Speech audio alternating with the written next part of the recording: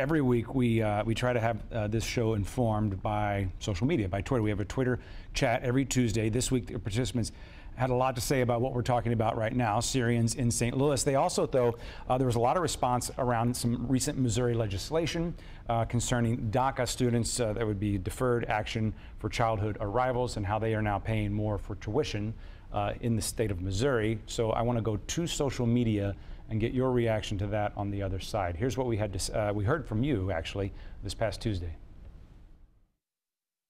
On Tuesday night's Stay Tuned Twitter chat, we discussed headlining immigration issues in the region. There was plenty said about what Missouri legislators have done recently that impact DACA students. Carissa Anderson called the decision to take away state aid unfair, unjust, backwards, limiting, gross, horrible, unnecessary, racist, targeting. It means that students that are just like you and me will face yet another barrier, unjustly. Missouri continues racial and economic disparity. If we keep blocking opportunity, we'll keep losing.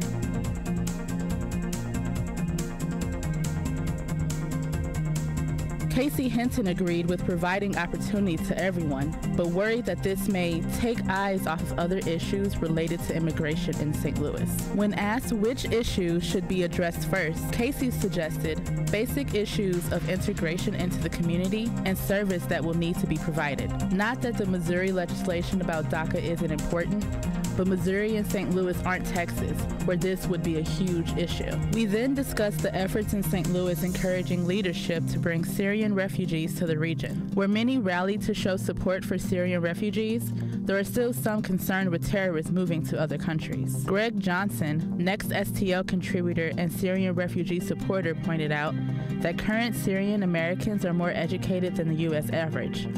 And literally walking to Europe shows how hardworking the refugees are. St. Louis Social Group countered, could also be terrorists. Terrorists can walk too, you know. Liz Sharp-Taylor chimed in saying, terrorism comes in many shades of color. Some could argue that we have terrorist acts every day here in the U.S. Want to be a part of our next chat? Follow us on Twitter at StayTunedSTL and follow the conversation on Tuesday nights at 8 p.m. with the hashtag StayTunedSTL.